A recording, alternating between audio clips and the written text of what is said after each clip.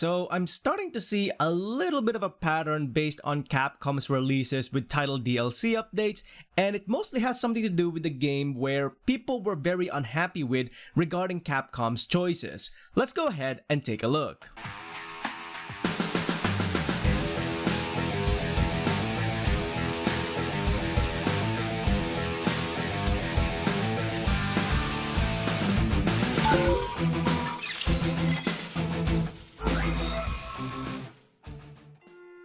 Hey everyone, Pinoy X here once again, back with another video for Monster Hunter World Iceborne. So in today's video, we're quickly gonna take a look at a rather unique pattern that I think Capcom might be doing when it comes to title DLC updates within the Iceborne expansion. Now before we get started, do take this with a lot of salt because I'm merely speculating this pattern, meaning that Capcom might not even be aware that they are doing this intentionally. Now with that out of the way, what is this unique pattern that I'm talking about?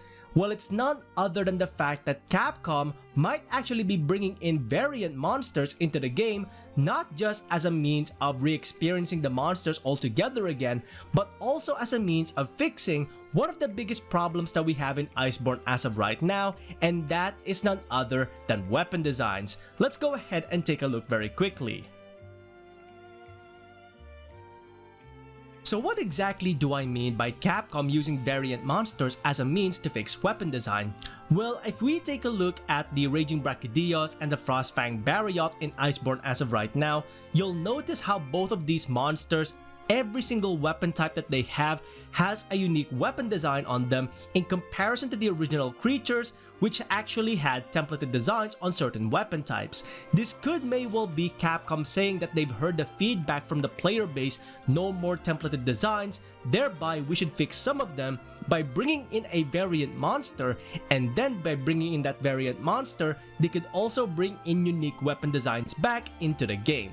It's not 100% confirmed whether this is Capcom doing it or not, but it is an observation that I did notice when it came to the Raging Brachydios and most recently the Frostfang Barioth. They did make the mistake with the Stygians and Ogre where they kept the templated designs for this particular subspecies, which was a little bit disappointing in my opinion, but at the same time, more than likely they heard that feedback once again with Stygians and Ogre's release, no more templated designs, and they decided to finally forgo that when it came to the variant monsters. So it makes a lot of sense for Capcom to bring in variant monsters, not just as a means to refresh the experience of fighting these monsters all over again, but also as a means of refreshing weapon design by actually bringing in unique weapon designs into the game. Now with all of that being said, is there any other creatures in the game as of right now that could use the variant treatment and Capcom fixing their weapon design? There's actually two monsters that I'm thinking of as of right now, which are Nargacuga and Namielle.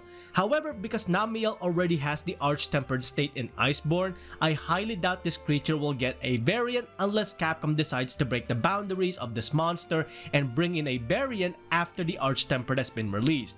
Nargacuga on the other hand, I think this creature has a good chance of getting a variant monster in Iceborne just because it meets the criterias. There are no other versions of Nargacuga all around Iceborne, and this creature has a lot of templated weapon designs. This creature is perfect for bringing in a special variant into Iceborne and fixing the weapon designs all at the same time. Now why am I talking about a Nargacuga variant? Why not something along the lines of the subspecies or the rare species, so green or lucent Nargacuga? Well, the answer lies on Barioth. Barioth actually has a subspecies in previous generation Monster Hunter games, which was the Sand Barioth.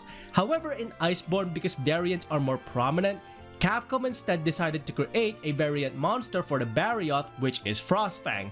More than likely, if Capcom is gonna stick to the variants being more prominent in the new world, they would bring in a Nargacuga variant rather than bringing in a subspecies or the rare species of this monster. So it makes a lot more sense because variant monsters are very prominent in Iceborne. So a variant of Nargacuga does seem to be a little bit more probable at this point.